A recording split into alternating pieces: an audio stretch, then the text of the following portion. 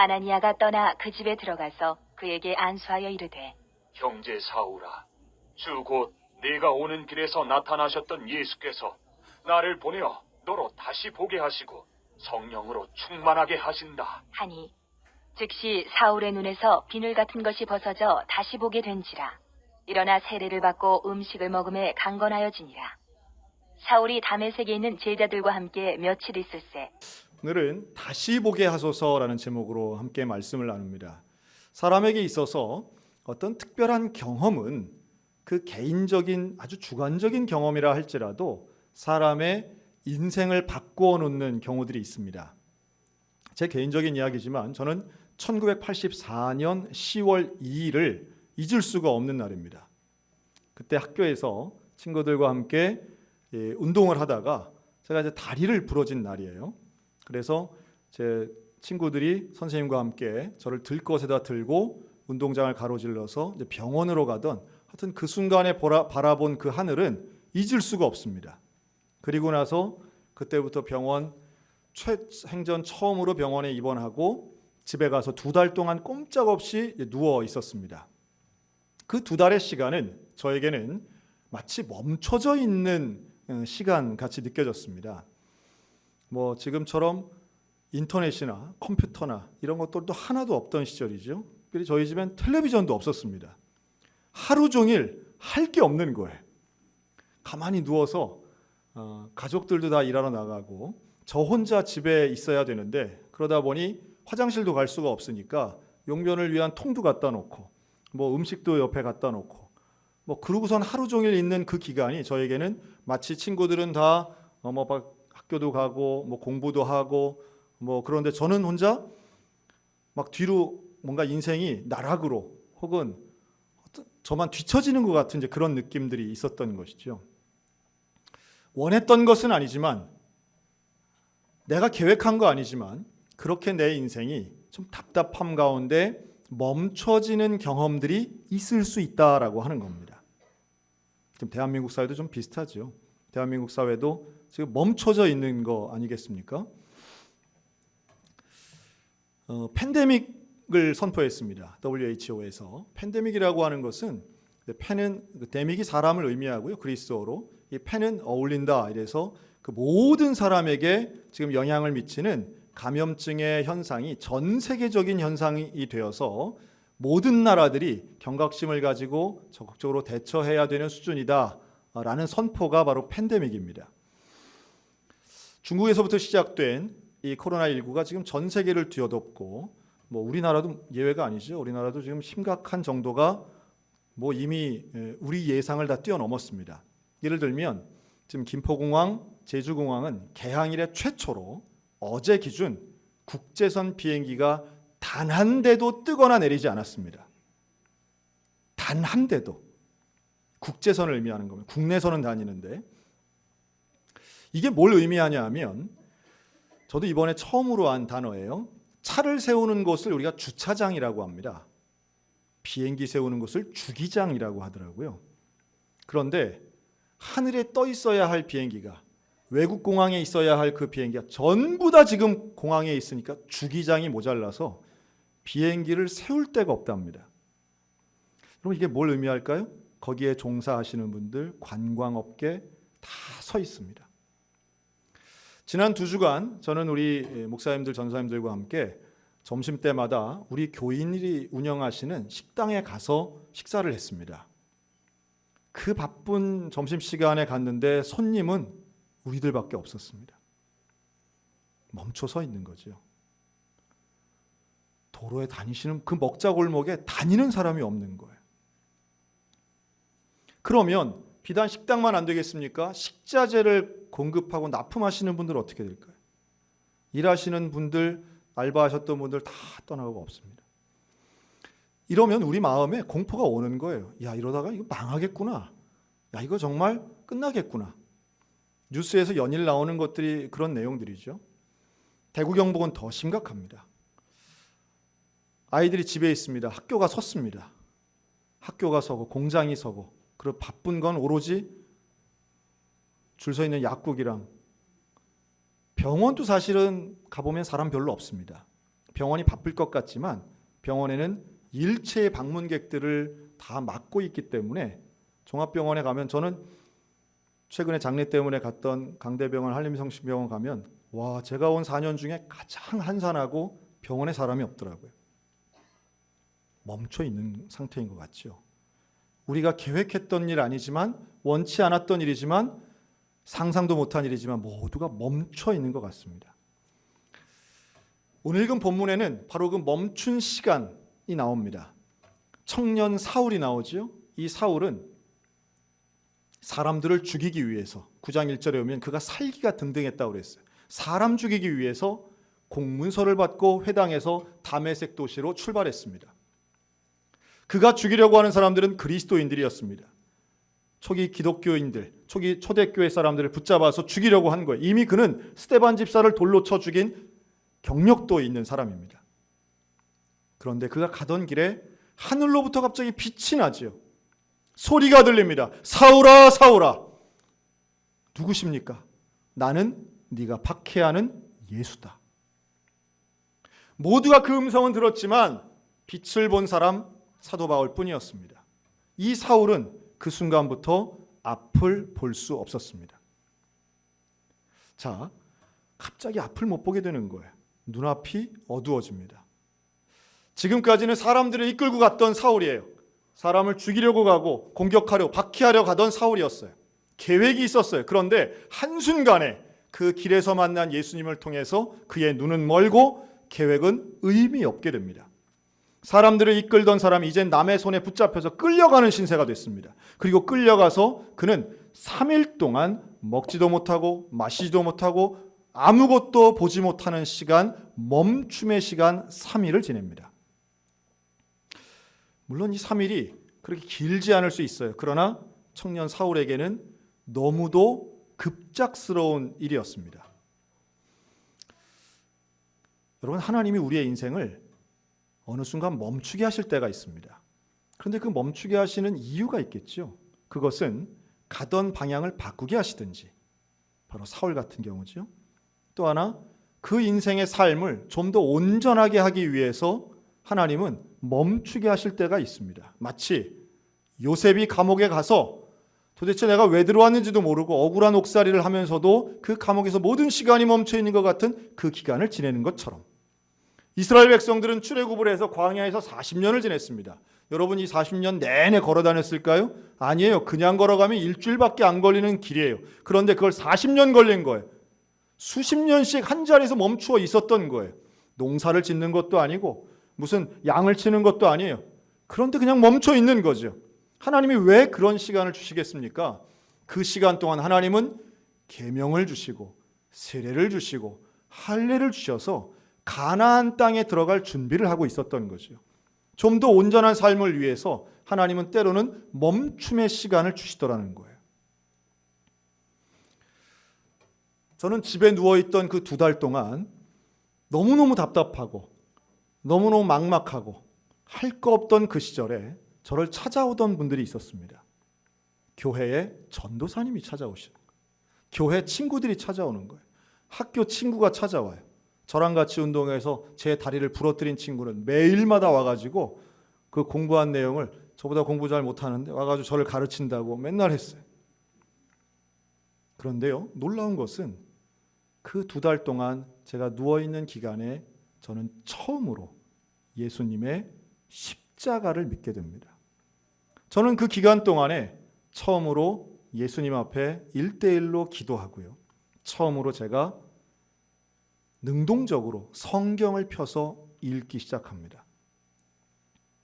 그리고 그 기간에 저는 내 일생을 예수님께 드려야 되겠다라고 막연하게나마 생각하고 결단하고 기도하고요. 지금 이 순간까지 그 생각이 변함없이 한 길을 걸어왔습니다. 교회 처음 나갔던 초등학교 때부터 지금까지요, 저는 주일 오전 예배를 결석해 본 적은 단 그 2달의 기간뿐이었습니다. 참 역설적이죠. 저는 거의 평생을 주일이면 교회를 왔지만, 저는 군대에 있을 때도 보초 근무를 너도 저는 군대 교회를 갔습니다. 아주 제 특정한 분이 저를 아주 골탕 먹이려고 했지만 저는 차라리 영창 가고 맙니다 하고 교회를, 제가 그런 극단적인 사람이 아니잖아요. 저는 평화주의자인데 그랬습니다. 그런데 그때는 그 1984년도에는 저는 움직일 수가 없었고 교회를 갈 수가 없었어요. 역설적이지요. 교회를 안 가는 그 기간에 저는 예수를 만났고 그 기간에 저는 평생의 사명을 결단하게 됩니다. 길을 정한 것이죠. 저는 한번 생각해 봤어요. 사울이 3일 동안 보지 못하는 그 기간 동안 뭘 했을까? 먹지도 않았는데, 마시지도 않는데 뭘 했을까? 성경에 나오지 않지만 제가 예상하건대 그는 두 가지 생각을 했을 거라고 봐요. 첫째는 예수 그리스도. 예수를 만난 사람은 예수님께 집중할 수밖에 없습니다. 예수님의 음성을 들었던 이 청년 사울은 내가 그토록 미워하고 내가 그토록 공격하던 그 예수, 그런데 그 예수를 만난 사람은 예수님께 생명을 드리는 거죠. 그리고 또 하나, 자기 자신을 돌아보았을 거라고 저는 생각합니다. 나의 인생, 내가 그토록 율법 중심적이고 그토록 박해하고 사람들을 몰아세우고 교회를 핍박하던 나 자신에 대한 회개, 율법으로 구원받는 것이 아니라 예수 그리스도를 통해 구원받는다라고 하는 것을 분명히 이 사흘의 멈춤의 시간 동안 청년 사울은 깨달았을 거라는 거예요. 그리고 결국 그는 눈을 떠서 다시 보게 됩니다. 다시 보게 되었을 때 이전에 보던 시각과 이 사울이 다시 보게 된 이후의 시각은 전혀 다르게 변화되어 있었던 것이죠. 상황은 그대로지만, 세상은 그대로 있지만 내가 달라진 겁니다. 저는 이 코로나19 사태가 대한민국 물론이고 전 세계가 다 멈춰서 있는 것 같아 보이는데, 이 사태 이후에 우리 국민들, 또 우리 특별히 우리 교인들이 다시 보게 되는 일이 일어나기를 축원합니다. 세상을 다시 보고 내 인생을 다시 보고 예수를 다시 보고 교회를 다시 보고 복음을 다시 볼 수 있는 놀라운 변화의 역사가 하나님으로부터 허락될 줄로 믿습니다. 그런데 이게 그냥 일어나진 않아요. 즉 사울이 자다가 눈을 뜨는 게 아니에요. 사울이 있는 곳에 누가 왔느냐 하면 아나니아가 옵니다. 초대교회 지도자 중에 하나죠. 이 아나니아가 와서 사울을 찾아요. 그런데 아나니아는 이 사울에 대한 것을 알고 있었어요. 뭘 아느냐? 사울이 우리를 죽이러 온다는 것을 알고 있는 거죠. 박해자 사울은 이미 다 알고 있는 사람들이에요. 그런데 찾아온 아나니아가 사울에게 이렇게 말합니다. 형제 사울아. 형제라는 말을 씁니다. 오늘 읽은 본문이에요. 형제 사울아.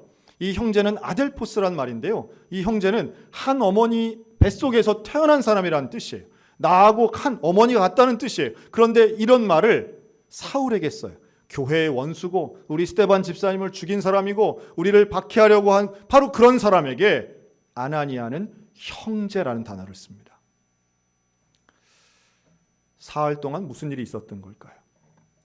여러분, 이번 코로나19 사태는 우리 개신교인들에게는 이런 해석들을 많이 합니다. 이번 기회에 다른 건 모르겠는데 신천지가 드러나고 해체되는 것만큼은 그래도 그거는 좀 긍정적인 것 같다고, 이런 얘기들을 많이 하세요. 그런데요, 여러분, 신천지 교인이 본인들 얘기에 따르면 한 30만 명 된다는 거 아닙니까? 그런데 지금 그 30만 명이 어떻게든 해체 안 당하려고 지금 신천지 내부에서는 매일마다 교육생들에게 전화하고 이제 내부 단속을 한다는 기사도 나와요. 제가 예상하건대 전부 다는 아니겠지만 최소한 절반 이상은 신천지를 나올 겁니다. 신천지는 다른 이단들이 그랬던 것처럼 이미 사회적으로는 매장당했고요. 이제 90이 넘은 이만희 교주가 죽은 이후에는 급속히 해체될 겁니다. 여기서 우리가 잊지 말아야 될 게 있습니다. 그곳에 있는 30만, 절반만 생각해도 15만 명이라고 할 때 여러분, 이분들이 신천지를 나오면 무종교인이 될까요? 아니면 교회로 갈까요? 당연히 교회로 갑니다. 이분들은 누구보다 열심히 성경 읽고 누구보다 열심히 기도하는 사람들입니다. 그리고 예수를 구주로 고백하는 사람들이에요. 신학적인 문제로 이단이긴 하지만 이들은 성경을 어떤 면에서는 우리보다 더 많이 암송하고 있는 사람들이기도 합니다. 교회로 올 거예요. 지금 춘천에만 신천지 교회는 500명 있다는 거 아닙니까? 그러면 그 중에 반만 해도 수백 명은 춘천에 있는 교회로 가야 될 수밖에 없어요. 벌써부터 신천지 교인들만 따로 모아서 전도하는 새천지가 또 나왔더라고요. 이단은 이단인데 틈새 시장을 노리는 이단이죠. 하지만 우리 입장에서는 바로 이러한 우리 가운데 올 수밖에 없는 신천지 출신의 사람들을 생각 안 할 수가 없습니다. 여러분 그럼 오면 우리 어떻게 해야 될까요? 그냥 마지막 한 사람까지 발본색원하여 씨를 말리는 심정으로 사탄아 물러가라 해야 될까요? 아니면 바로 오늘 아나니아와 같이 모두가 의심하고 모두가 미워하고 모두가 인정 못하지만 아나니아만큼은 형제 사울아라고 하는 마음으로 그를 인정하고 받아들여줬다라고 하는 거 여러분 우리가 잊으면 안 됩니다. 우리가 교회 안에서 전염병에 대한 것을 잘못 생각하면 이게 혐오로 넘어가고 사람들과 전 참 싫은 말 중에 하나가 사회적 거리두기라는 말이에요. 여러분 우리가 거리를 둬야 되는 상황이 된 거예요. 사람과 사람 사이에 거리가 생겨요. 교회와 세상 가운데 거리가 생기고 그러면 우리 하나님과의 거리도 막 생기는 거 아니겠습니까? 지금 위생이 모든 걸 다 덮고 있긴 하지만 우리가 근본적으로 정말 가장 중요한 하나님과 나 사이의 그 복음의 끈 예수 그리스도를 향한 우리의 시각 이거 놓치면 안 된다는 말씀이에요. 결국은 올 수밖에 없는 구신천지 교인들. 우리는 과거에는 신천지 아웃을 외쳤지만 아웃된 신천지의 사람들은 우리가 결국은 품어야 되는 거 아니겠습니까? 중세의 교회들은 전염병 걸린 사람들을 적극적으로 끌어안았습니다.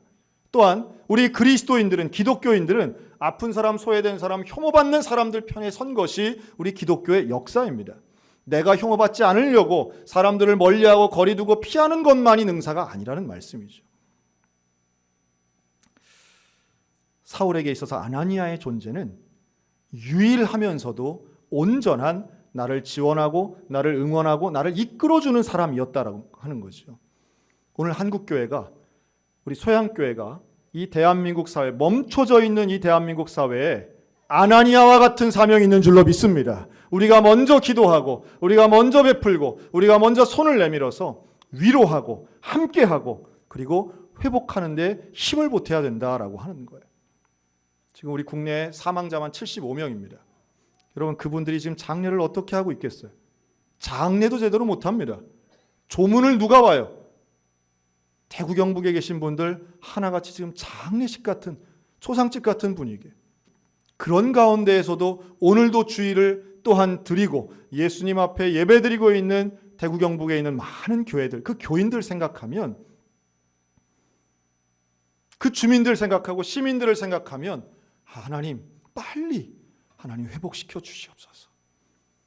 여러분 아나니아가 사울을 찾아갈 때 그냥 찾아가지 않아요. 가서 안수기도 합니다.